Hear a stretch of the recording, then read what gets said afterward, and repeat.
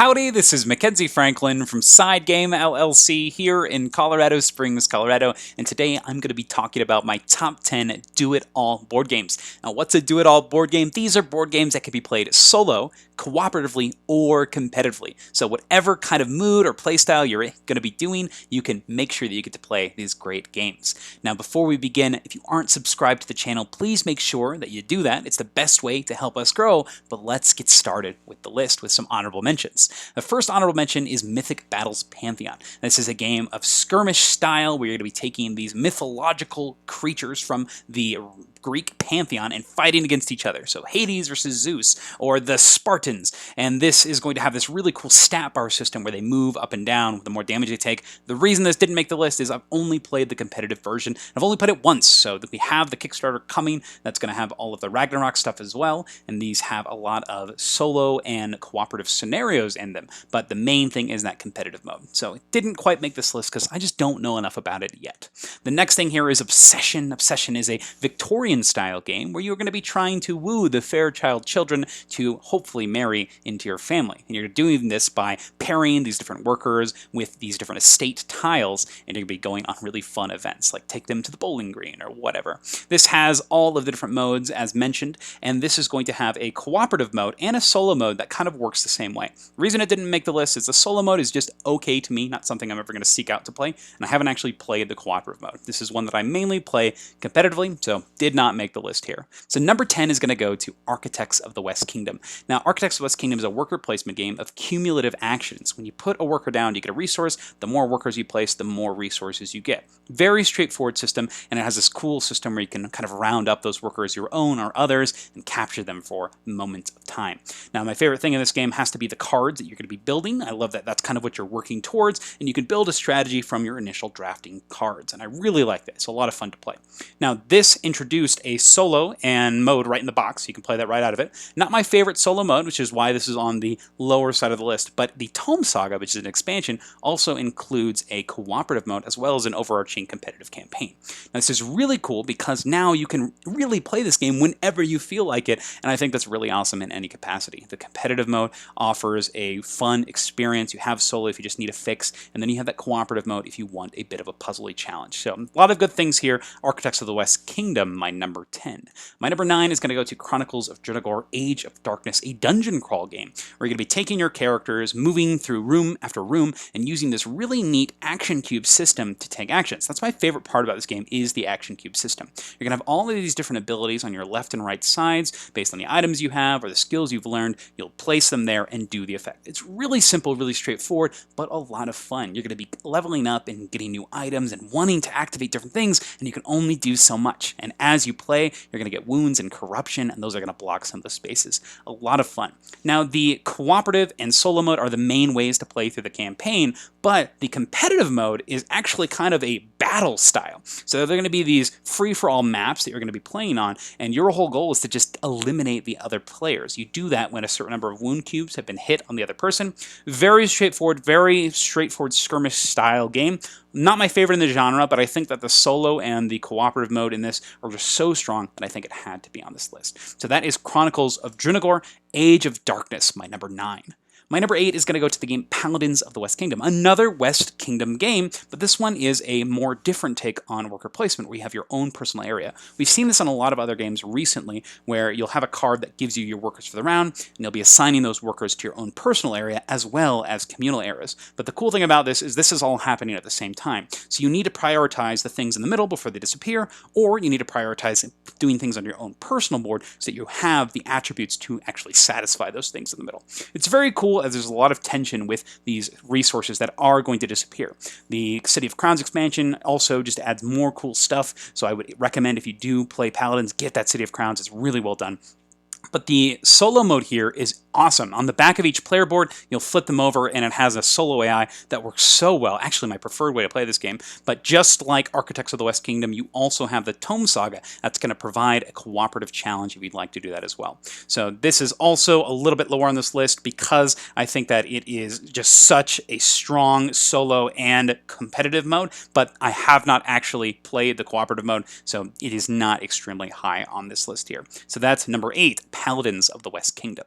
My number 7 is going to go to the game A Legendary, a Marvel deck building game, and this one comes out of the box a competitive game. And this is a deck building game where you are going to be competitively, yet semi-cooperatively, fighting the different characters in the city to try to defeat a mastermind. But there's only one actual winner. It's the one who's killed the most highest point-valued villains and bystanders that they've collected in their victory pile as you've played.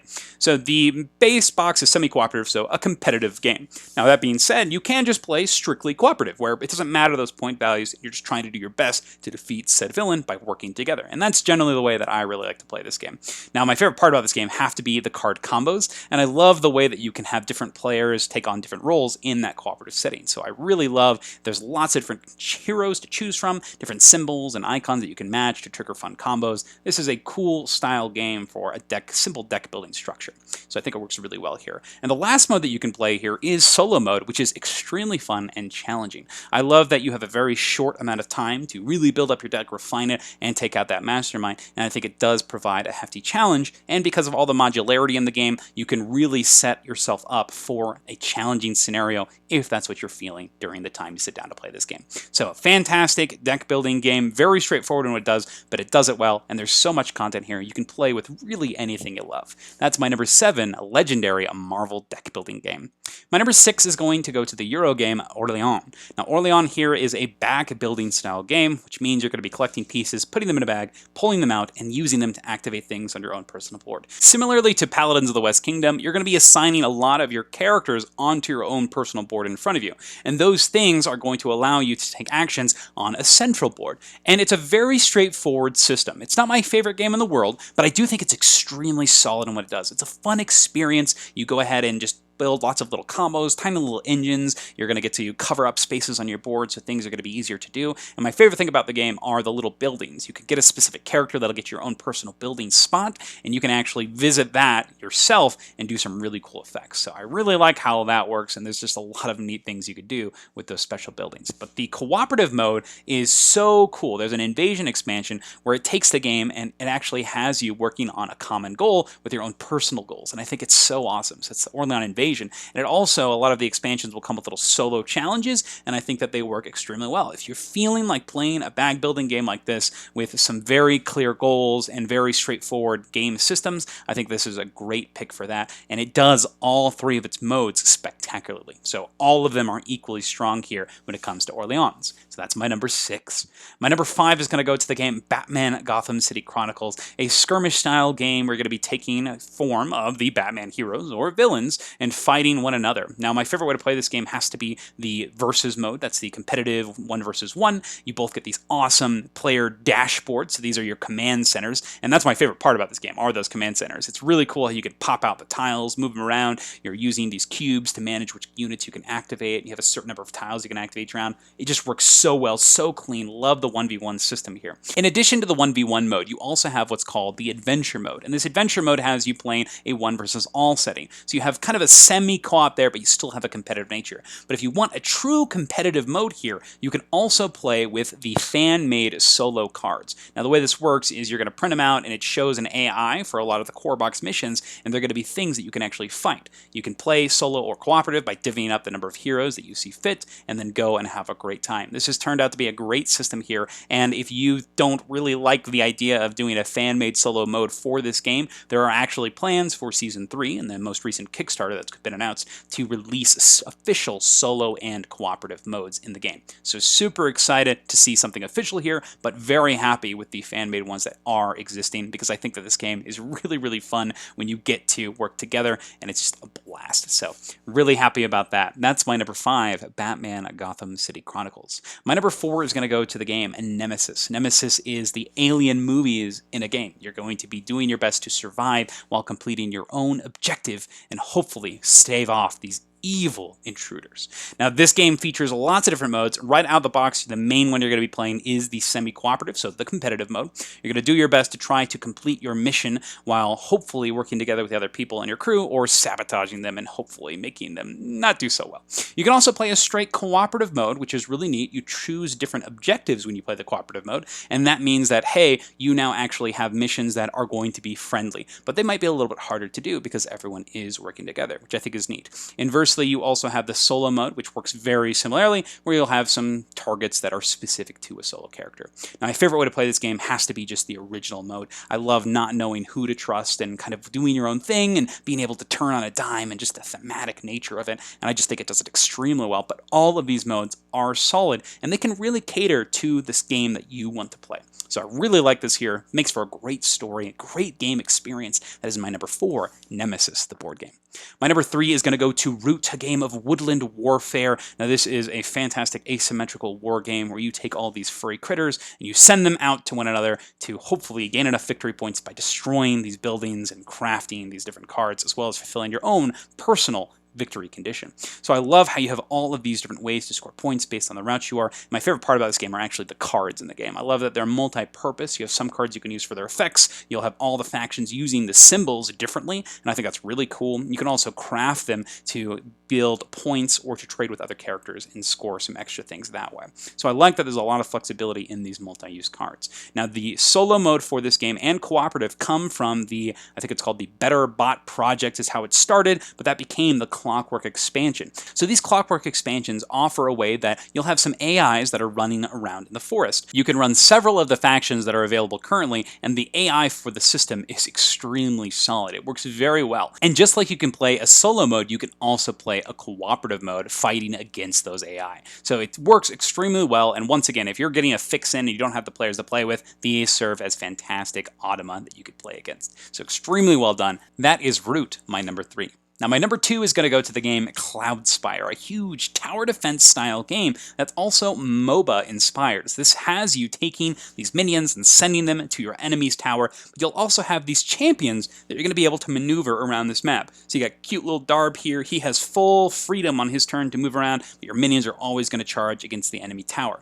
Now my favorite part about this game has to be the different upgrade paths that you can choose. In the newest edition of the game, they've really cleaned up the player aids, so it's very easy to see what specific upgrade paths you can take, and there's lots of different choices when it comes to the units that you're going to be summoning, the different abilities that you can play with, and the different upgrades just for your civilization as a whole. There's a lot of cool choices in that competitive mode. Now that being said, there's also a huge scenario book that's going to come with solo and cooperative scenarios for the game, and I think that it's just done so well. You're going to set up the maps, take a certain amount of players, and then set up these scenarios and just go. You'll have some objectives you're trying to do by the end of the game, and just do your best to try to do those. They have a lot of different cool pairings of the different characters, so that way you get a good feel of them, and maybe when you go back and play in the competitive, you have some new strategies you can try, but it's a great way to really get familiar, discover the game system, and just have a blast in this world of Cloudspire. Another really cool thing about the cooperative and solo scenarios is the book that they come in actually has a lot of the lore for Cloudspire, so you can learn about the different warring factions, about the different characters in each society. It is really cool to get a look at what's inside kind of the minds of the designers of this game and the world building at hand.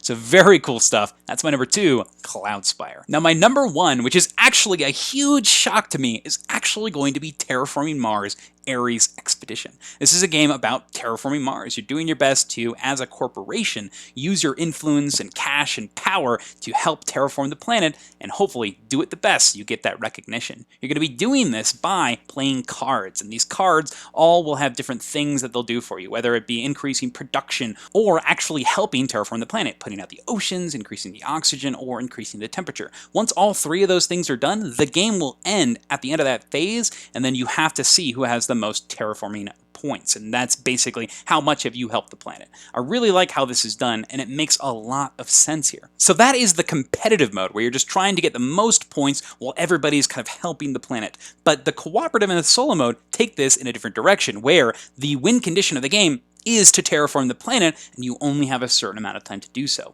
The cooperative mode is really neat, where each player is going to have some opportunities to maybe switch cards with each other as you play, but you're also going to have to cooperate and coordinate about which phases you're going to be picking, because you do want to make sure that you're able to benefit from both actions being played at the same time. It makes a lot of sense, and it's really straightforward and a lot of fun as you're able to sit there with your partner and say, okay, let's make sure that we can do the best we can to help out the planet. So great 2-player cooperative game. And then the solo mode mode is also fantastic. You're going to have a challenge of trying to guess what the enemy AI is going to be doing. They're going to have a deck of action cards that they'll be selecting for their phases. They'll flip that top card over, and then you get to participate in that phase. So you're trying to do your best to not overlap on the phases. That way you're making sure you get the maximum amount of actions, but always making sure you're ready for whatever the opponent is going to do. The game's phase system is a little bit controversial, but I think that it works extremely well here, and I really love this system as a whole. So extremely impressed with Terraforming Mars, Ares Expedition, and all of its gameplay modes. This is one that I pull out consistently, and I'm having a fantastic time with. So that's my number one, Terraforming Mars, Ares Expedition. And that's the list. That's my top 10 of the do-it-all board games. Which games do you love that do all of these things? Solo, cooperative, competitive. I'd love to hear what you think, and if I missed anything for this list that needs to be on there. This usually is a sign for a game that's kind of undercooked when it includes, the whole kitchen sink in it, but some games, some select few games, the ones on here, hopefully have risen to the occasion for you, because they definitely have for me. I hope you enjoyed the list, and thank you so much for watching. SideGame Strong.